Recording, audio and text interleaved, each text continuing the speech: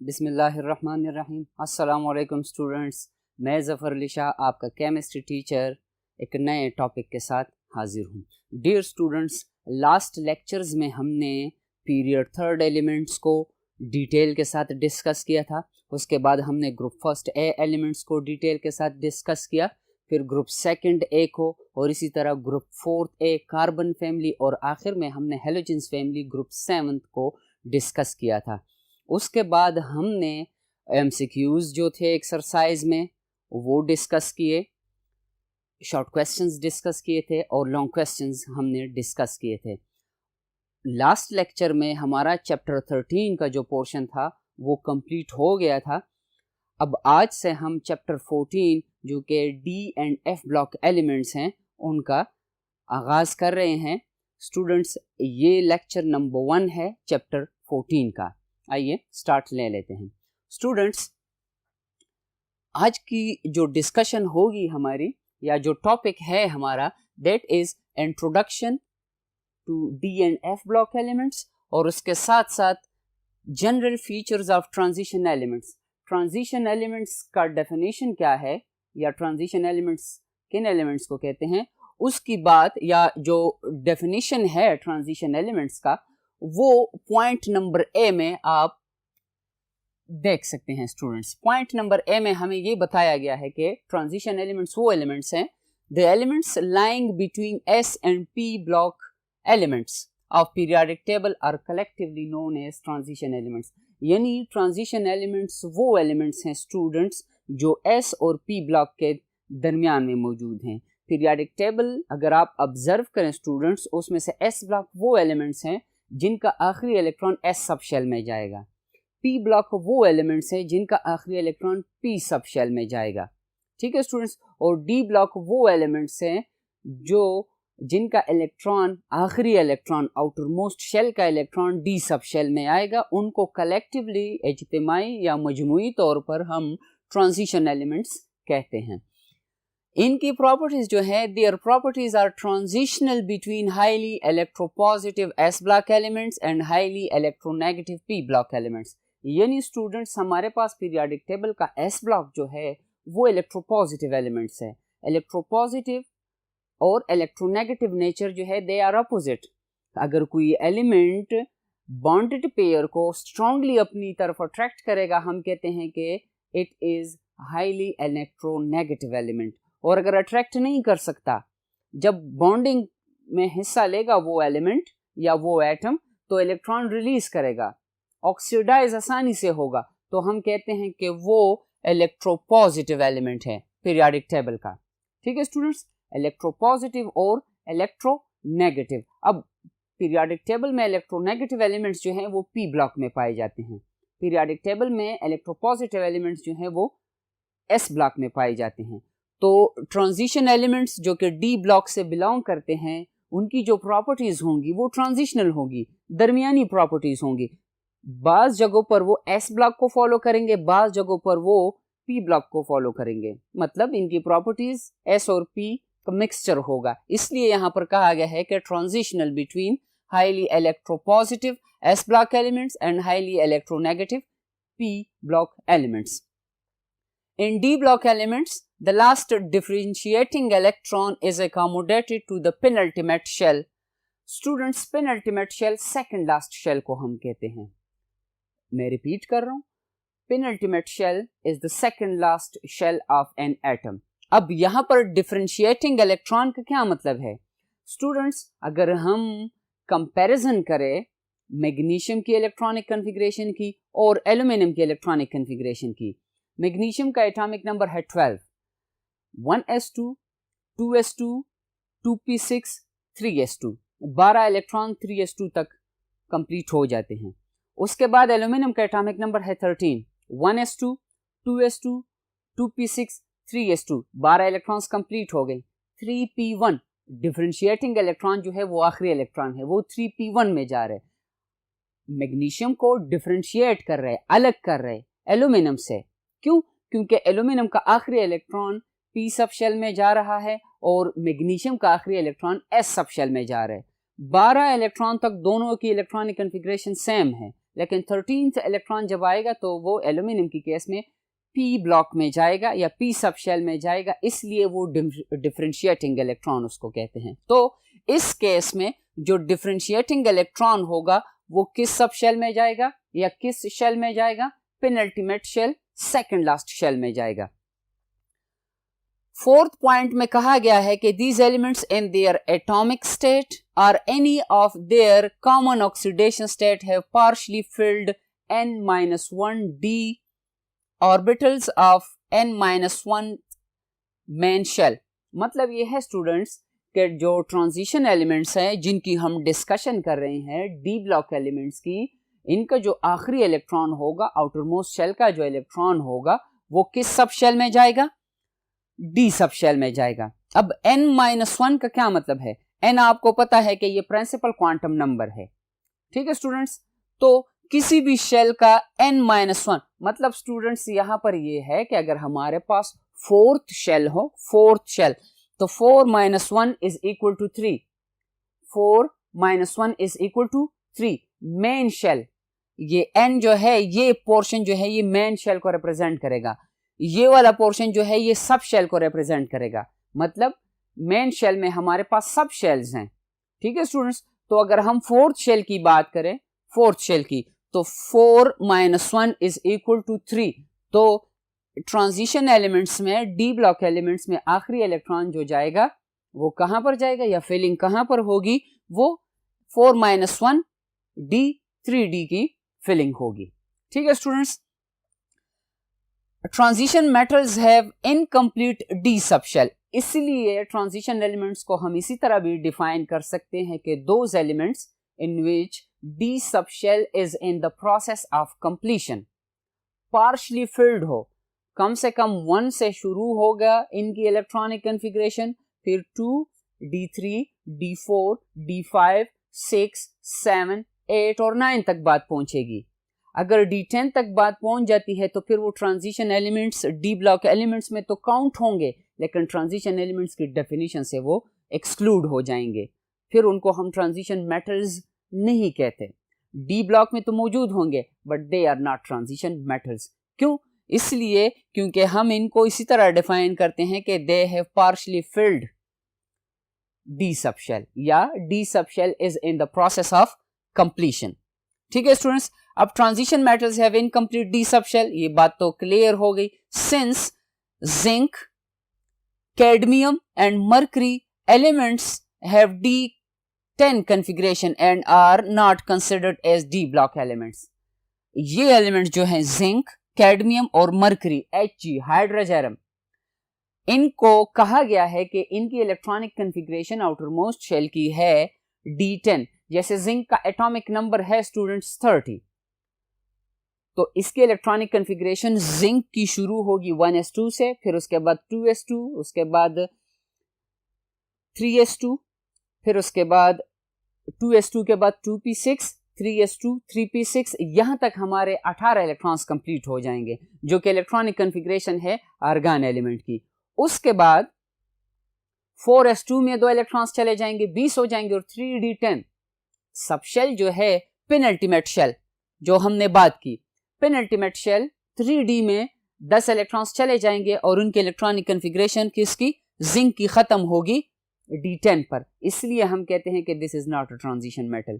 लेकिन D block में included है, क्यों? क्योंकि इलेक्ट्रॉन्स डी में मौजूद हैं यहां पर, लेकिन जो डी ब्लॉक एलिमेंट्स हैं इनमें काउंट नहीं होगा केमिस्ट्री के लिहाज से स्टूडेंट्स।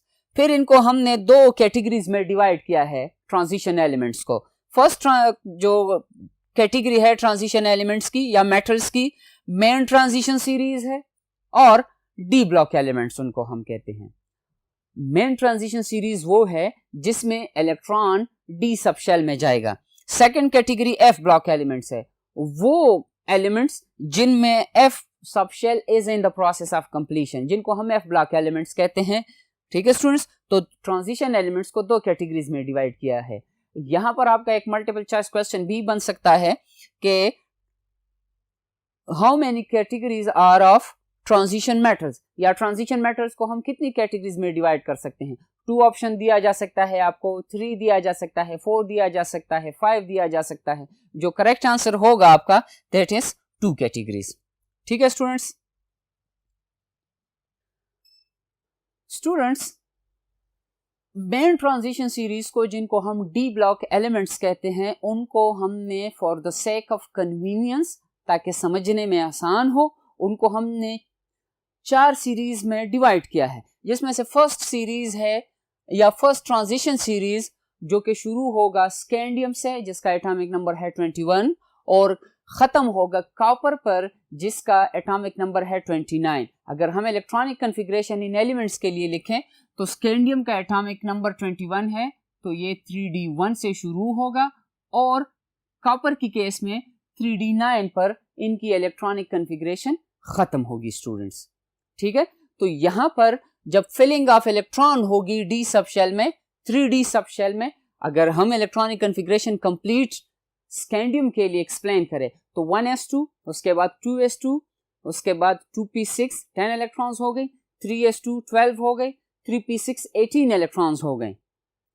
तो स्क्वायर ब्रैकेट में इनकी इलेक्ट्रॉनिक कॉन्फ़िगरेशन से पहले, फर्स्ट ट्रांजिशन सीरीज के इलेक्ट्रॉनिक कॉन्फ़िगरेशन से पहले स्क्वायर ब्रैकेट में आर्गन लिखा जाएगा, और उसके बाद 4s2 का नंबर है तो 2 इलेक्ट्रॉन्स वहां पर चले जाएंगे, 20 इलेक्ट्रॉन्स हो जाएंगे, और आखिरी इलेक्ट्रॉन जो होगा स्कैंडियम के केस में वो 3d1 में जाएगा, मतलब 3rd शेल के डी सब शेल में single electron. Second transition series में दिया गया है कि इनकी फिलिंग होगी किस सब शेल में? 4th शेल के डी सब शेल में इनकी फिलिंग होगी। डी ब्लॉक एलिमेंट्स हैं स्टूडेंट्स। यहां पर इनकी जो सीरीज है ये ईट्रियम से शुरू होगी, जिसका सिंबल है Y, ईट्रियम, YTTRIUM, ईट्रियम। एटॉमिक नंबर 39 से अर्जेंटम, सिल्वर का जो लैटिन नेम है वो अर्जेंटम है, और इलेक्ट्रॉनिक कॉन्फ़िगरेशन इनकी खत्म होगी 4d पर, और atomic number of argentum is 47। Third transition series हमारे पास स्टूडेंट्स है लैंथेनम से विद एटॉमिक नंबर 51, और hafnium HF, hafnium 72 atomic number से लेकर गोल्ड 79 तक, ऑरम जिसको हम कह सकते हैं AURUM, ऑरम 79 एटॉमिक नंबर है गोल्ड का, और जब फिलिंग होगी इनमें 5th शेल में डी सब शेल की। ठीक है स्टूडेंट्स, और जो आखिरी सीरीज है 4th transition series incomplete series है। ठीक है स्टूडेंट्स, एक्टिनियम 89 से शुरू होगा स्टूडेंट्स, और उसके साथ साथ रदरफोर्डियम विद एटॉमिक नंबर 104 से लेकर मेटनेरियम तक विद 109। इन एलिमेंट्स में 6d is in the process of completion. तो स्टूडेंट्स इस चैप्टर में हम मेन ट्रांजिशन सीरीज को डिस्कस करेंगे, एफ ब्लॉक एलिमेंट्स को हम डिस्कस नहीं करेंगे, और स्पेशली मेन ट्रांजिशन सीरीज में हमने फर्स्ट ट्रांजिशन सीरीज को डिस्कस करना है, जिसमें से स्कैंडियम से लेकर कॉपर तक की केमिस्ट्री थोड़ी बहुत डिस्कस होगी, लेकिन होगी जरूर। उसके बाद हम कहते हैं कि ट्रांजिशन एलिमेंट्स को या ट्रांजिशन सीरीज को हमने 2 कैटेगरीज में डिवाइड किया है फर्दर, जिसमें से आउटर ट्रांजिशन सीरीज है, जिनको हम एफ ब्लॉक एलिमेंट्स कहते हैं। एफ ब्लॉक एलिमेंट्स का दूसरा नाम जो है आउटर ट्रांजिशन सीरीज। क्यों? इसलिए क्योंकि जब इनमें इलेक्ट्रॉन की फिलिंग होगी वो आउटर एफ सब शेल में वो फिलिंग होगी। ठीक है students, outer F subshell में इनकी फिलिंग होगी, इसलिए इनको आउटर ट्रांजिशन सीरीज कहते हैं।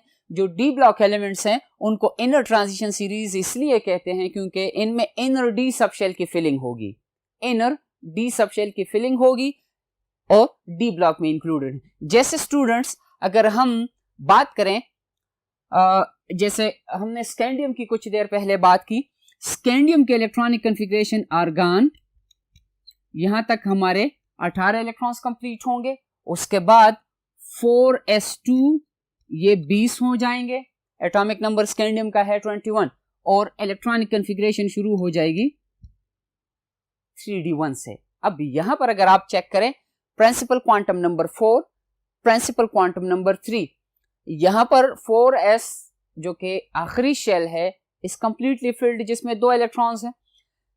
3d की अगर हम बात करें, अब इनर इसको इसलिए कहते हैं क्योंकि 3d जो है ये इनर है, मतलब पहले 3d आएगा उसके बाद 4s आएगा।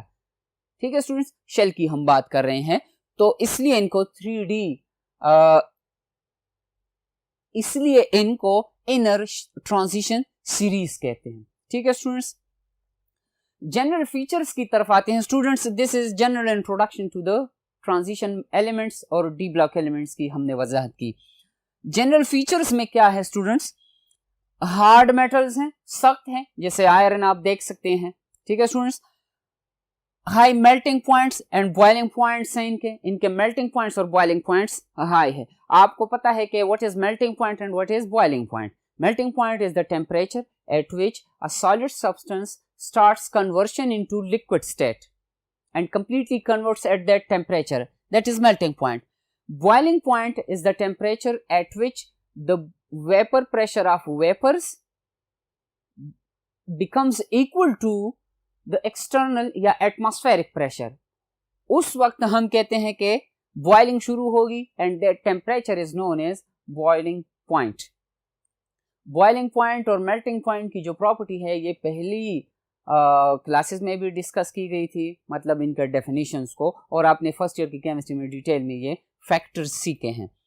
ये क्यों हार्ड क्यों है, मेल्टिंग पॉइंट्स और बॉइलिंग पॉइंट्स इनके क्यों हाई है students, it all depends on the forces of attraction. इस केस में मेटेलिक बॉन्डिंग है। मेटेलिक बॉन्डिंग कब स्ट्रांग होगी, it is because of the high nuclear charge. Nucleus में प्रोटॉन्स की तादाद जितनी ज्यादा होगी न्यूक्लियर चार्ज उतना ज्यादा होगा स्टूडेंट्स। ठीक है, एंड स्मॉल एटॉमिक साइज। अब इस फैक्टर की वजह से, न्यूक्लियर चार्ज ज्यादा होने की वजह से इनका जो साइज होगा एलिमेंट्स का वो स्मॉलर होगा, small atomic size. Second property है इन एलिमेंट्स की, they are good conductors of heat and current. Thermal conductions और इलेक्ट्रिकल कंडक्टेंस या कंडक्शन इनमें पॉसिबल है।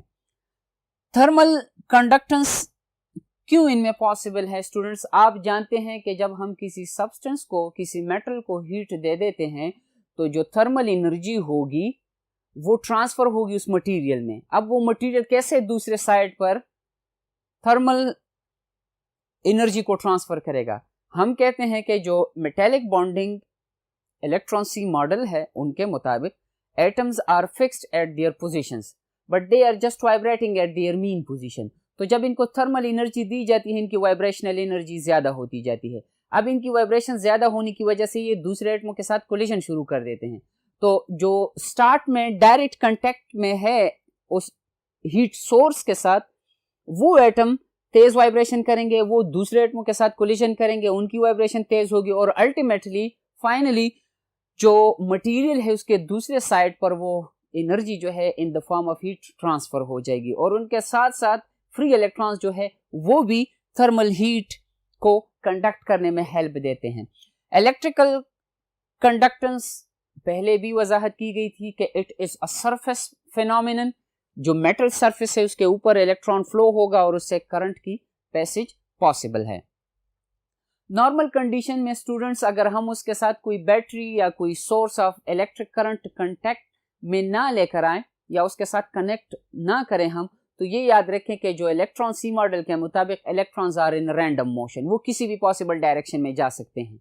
हम तो करंट को इस तरह डिफाइन करते हैं कि the flow of electron is known as current, लेकिन जब उसको हम कनेक्ट कर लेते हैं बैटरी के साथ तो सारे इलेक्ट्रॉन्स एक ही डायरेक्शन में फ्लो करते हैं और उनसे करंट पैसेज मुमकिन है। तो प्रॉपर्टी इनकी ये है नेक्स्ट के they are good conductors of heat and current. Next property variable valencies या ऑक्सीडेशन स्टेट ये एलिमेंट्स शो करते हैं। क्यों शो करते हैं? क्योंकि इनमें डी सबशेल के इलेक्ट्रॉन्स के साथ साथ 4s सबशेल में जो इलेक्ट्रॉन्स हैं वो भी इन्वॉल्व हैं बॉन्डिंग में। तो बाज़ोकात वो सिर्फ 4s के 2 इलेक्ट्रॉन्स यूटिलाइज करेंगे बॉन्डिंग में, बाज़ोकात वो डी से भी 1 इलेक्ट्रॉन, 2 इलेक्ट्रॉन, 3 इलेक्ट्रॉन, डिपेंड करता है कि कितने इलेक्ट्रॉन्स ये इस्तेमाल करते हैं, इसलिए वो वेरिएबल ऑक्सीडेशन स्टेट शो करते हैं। जैसे मैंगनीज है, मैंगनीज का एटॉमिक नंबर है 27 स्टूडेंट्स। अब अगर वो 2 इलेक्ट्रॉन्स यूज करता है MnO मैंगनीज ऑक्साइड बनाएगा। अगर 4 इलेक्ट्रॉन यूज करता है MnO2 बनाएगा, मैंगनीज डाइऑक्साइड बनाएगा। और अगर 7 इलेक्ट्रॉन्स यूटिलाइज करता है KMnO4 पोटेशियम परमैंगनेट बनाएगा वो। ठीक है स्टूडेंट्स, तो इनकी एक प्रॉपर्टी ये है कि ये वेरिएबल ऑक्सीडेशन स्टेट्स शो करते हैं, या variable valencies, valency bonding capacity को कहते हैं कि कितने बॉन्ड्स कोई एटम बना सकता है। नेक्स्ट प्रॉपर्टी इनकी है स्टूडेंट्स के ट्रांजिशन एलिमेंट्स के जितने भी कंपाउंड्स होंगे, चाहे सॉलिड स्टेट में हो चाहे सोल्यूशन स्टेट में हो, वो कलर्ड कंपाउंड्स होंगे।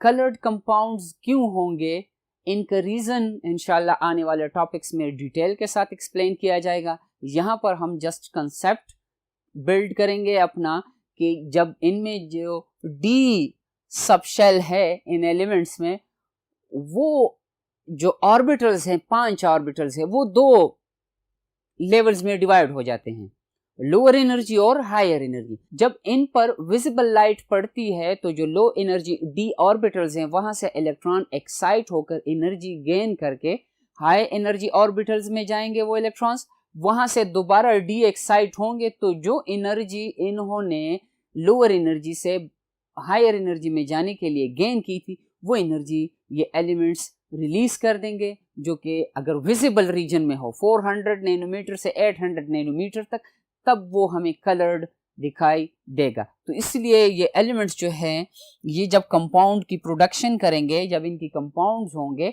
वो कलर्ड होंगे, या सोल्यूशन स्टेट में या सॉलिड स्टेट में।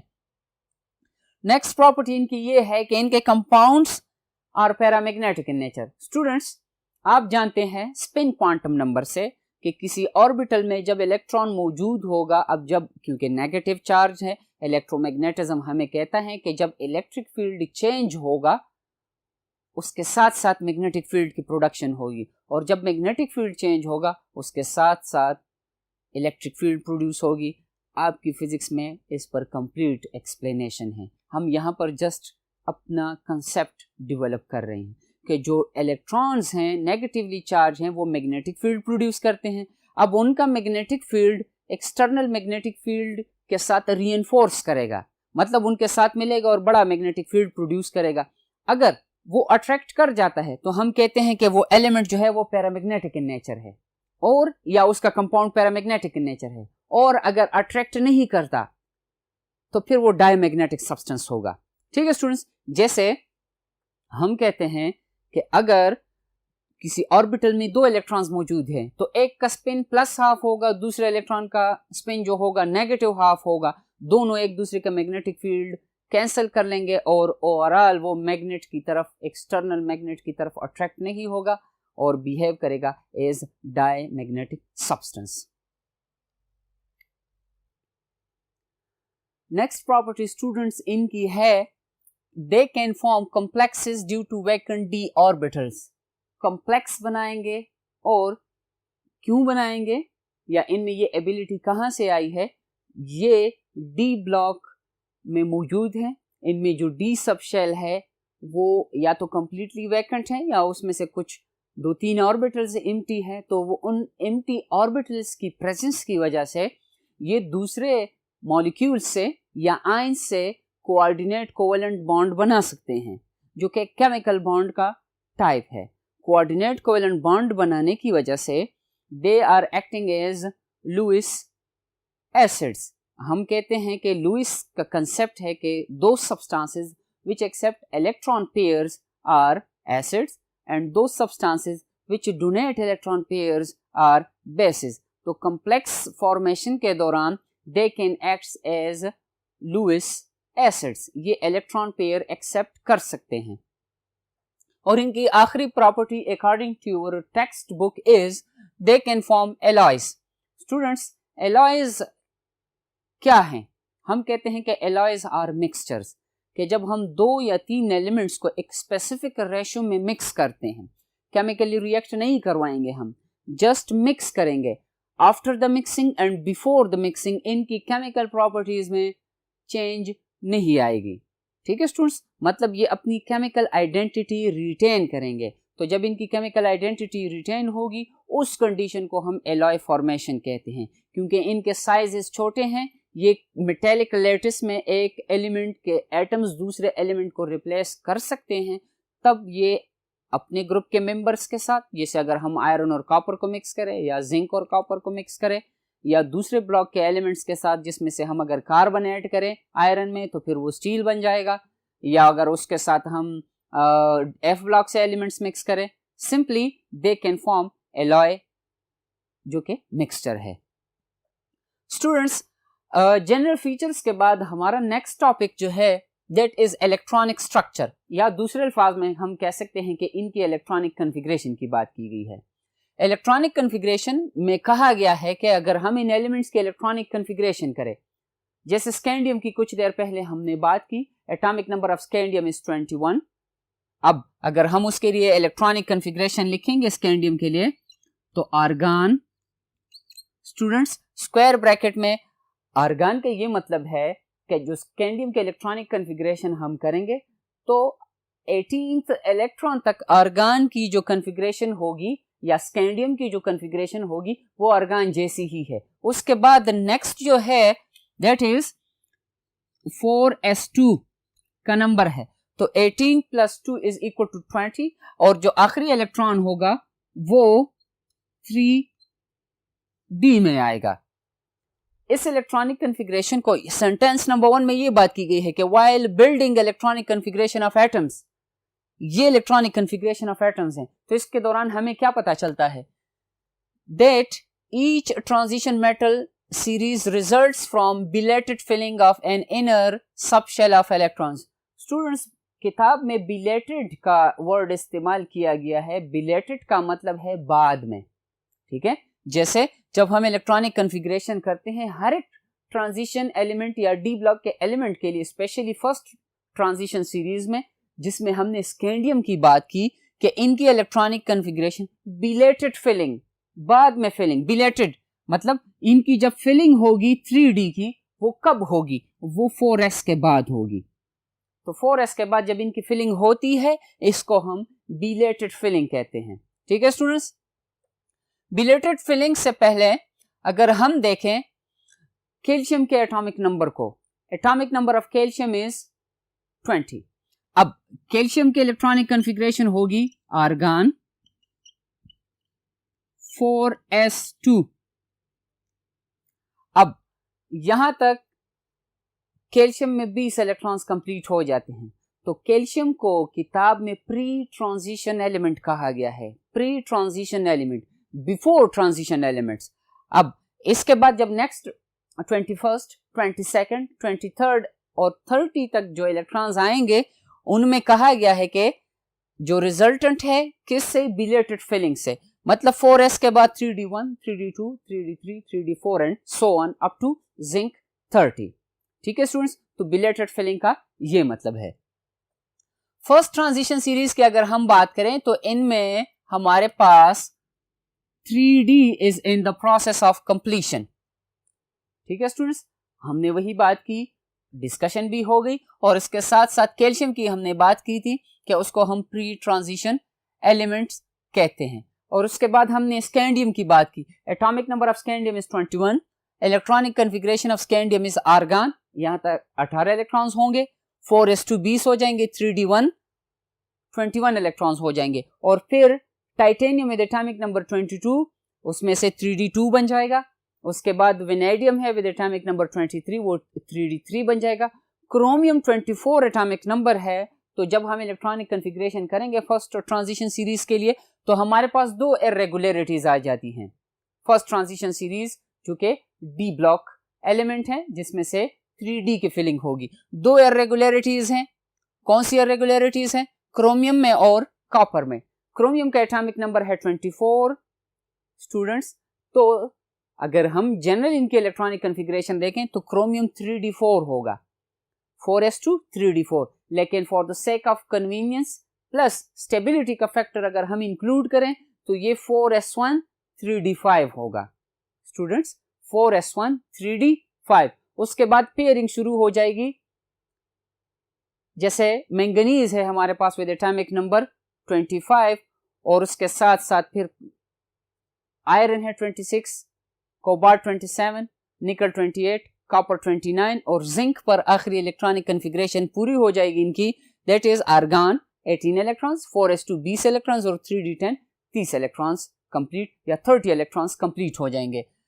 दो इरेगुलरिटीज की हमने बात की, क्रोमियम की केस में और कॉपर की केस में। कॉपर की केस में क्या इलेक्ट्रॉनिक कन्फिग्रेशन होगी हमारे पास, 4s2 3d9। अब 3d9 जो है पार्शली फिल्ड कंडीशन है, अनस्टेबिलिटी का फैक्टर आएगा, तो 4s2 से एक इलेक्ट्रॉन प्रोमोट होगा 3d9 में जो कि 3d10 बन जाएगा। अब कॉपर की जो स्टेबल इलेक्ट्रॉनिक कन्फिग्रेशन है that is 4s1 3d9। 4s half filled है, स्टेबल है, और 3d कंप्लीटली फिल्ड है, वो भी स्टेबिलिटी गेन कर लेगा। General valence shell electronic configuration इन एलिमेंट्स की है n-1d। n-1d, n इज यहां पर प्रिंसिपल क्वांटम नंबर को रिप्रेजेंट कर रहे स्टूडेंट्स। यहां पर n की वैल्यू कम से कम 4 होगी, क्योंकि अगर हम 3 वैल्यू रखेंगे तो फिर थर्ड शेल में हमारे पास 3 वैल्यू अगर हम रखेंगे तो 3 - 1 इज इक्वल टू 2। तो सेकंड शेल में तो हमारे पास 2 सब शेल्स हैं, s और p। थर्ड में हमारे पास 3 सब शेल हैं, s, p एंड d। तो कम से कम n की वैल्यू यहां पर कितनी होनी चाहिए, 4। तो 4 - 1d 3d बन जाएगा, और उसमें कम से कम एक इलेक्ट्रॉन, 2 3 4 5 और 10 तक वो इलेक्ट्रॉन्स कंप्लीट हो जाएंगे। और आखिर में उसके साथ s सब शेल भी इन्वॉल्व है जिसको हम 4s कहते हैं। तो अगर इस यहाँ पर 4 की वैल्यू n की वैल्यू 4 है तो 3 बन जाएगी ये वैल्यू, और ये 4s या तो 0 कंडीशन में होगा, या 1 इलेक्ट्रॉन होगा उसमें, या 2 इलेक्ट्रॉन। 1 इलेक्ट्रॉन किस केस में होगा, जैसे क्रोमियम और कॉपर की हमने बात की। ठीक है स्टूडेंट्स। उसके बाद आपकी किताब में बात की गई है इनकी इलेक्ट्रॉनिक कन्फिग्रेशन की, ट्रांजिशन एलिमेंट्स की, जिसमें हमारे पास लैंथेनाइड सीरीज है। लैंथेनाइड सीरीज स्टूडेंट्स, आपकी किताब में लैंथेनाइड के लिए ये स्पेलिंग दी गई है। अगर आप विकिपीडिया में सर्च करें तो आपको लैंथेनाइड की जो स्पेलिंग है लैंथेनॉइड आएगा।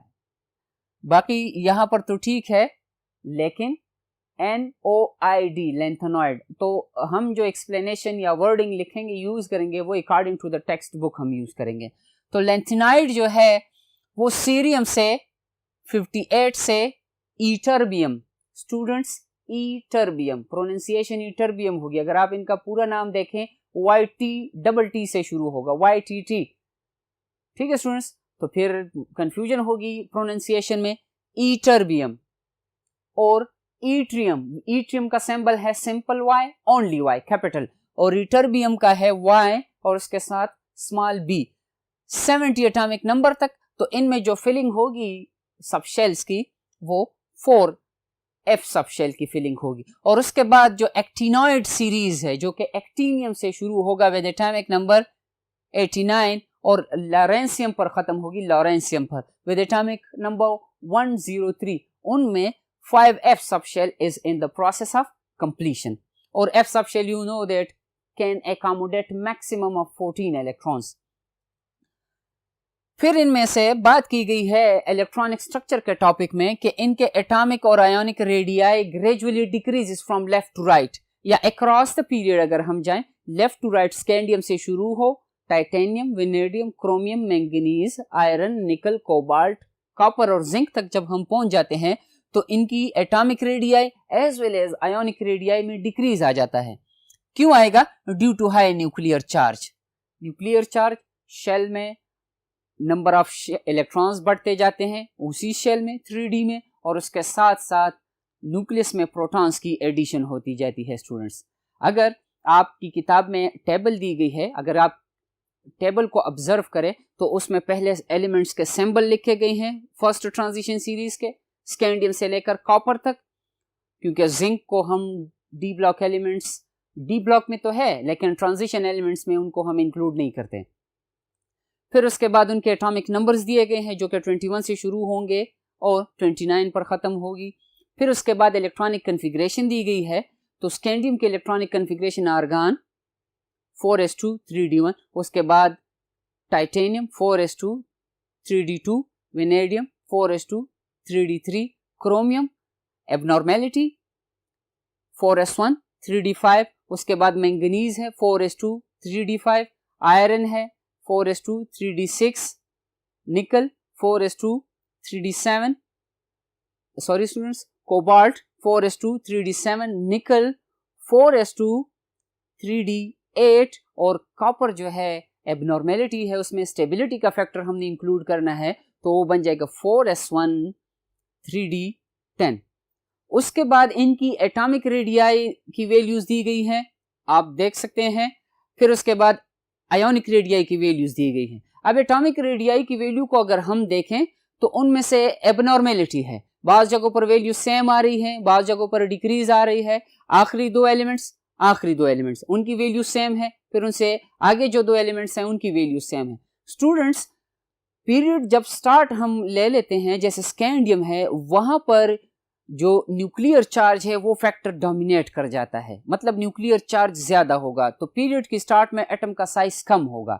जैसे जैसे हम अक्रॉस द पीरियड जाते हैं, प्रोटॉन्स तो न्यूक्लियस में ऐड होते जाते हैं, लेकिन उनके साथ साथ इलेक्ट्रॉन्स भी ऐड होंगे। तो पीरियड के सेंटर में जब हम पहुंच जाते हैं तो न्यूक्लियर चार्ज का जो फैक्टर है उसको इलेक्ट्रॉनिक रिपल्शन डोमिनेट कर देता है, तो साइज में दोबारा सा जो डिक्रीज आना चाहिए न्यूक्लियर चार्ज की वजह से, वो डिक्रीज नहीं आ पाता। और फिर पीरियड की आखिर में रिपल्शन जो है 4s इलेक्ट्रॉन्स और 3d इलेक्ट्रॉन्स के दरमियान मैक्सिमम हो जाती है, और कॉपर का साइज जो है वो नॉर्मल पीरियड के मेंबर से ज़रा बढ़ जाता है। और यही फैक्टर अगर हम देखें उसके लिए आयोनिक रेडियाई के लिए भी यही एक्सप्लेनेशन है। Students, this is the possible explanation to the abnormality या जो इरेगुलरिटी है इस ट्रेंड में। फिर उसके बाद वैल्यूज दी गई है इलेक्ट्रोनेगेटिविटी की आपकी किताब में, तो साइज जितना कम होगा न्यूक्लियर चार्ज उतना ज्यादा होगा, और उसके साथ साथ इलेक्ट्रोनेगेटिविटी भी ज्यादा होगी। और आखिर में जो वैल्यू दी गई है आपकी किताब में वो है मेल्टिंग और बॉइलिंग पॉइंट्स की। तो जो न्यूक्लियर फोर्सेस ज्यादा होंगी, साइज कम होगा, मेटेलिक बॉन्डिंग स्ट्रांग होगी, और इनके मेल्टिंग और बॉइलिंग पॉइंट्स ज्यादा होंगे। स्टूडेंट्स, आज की क्लास में जो डिस्कशन हमने की, ये आज की क्लास के लिए इतनी ही डिस्कशन काफ़ी है। जब इंशाल्लाह हम नेक्स्ट लेक्चर में आएंगे एक नए टॉपिक के साथ हाजिर होंगे, तब तक के लिए अल्लाह हाफिज़।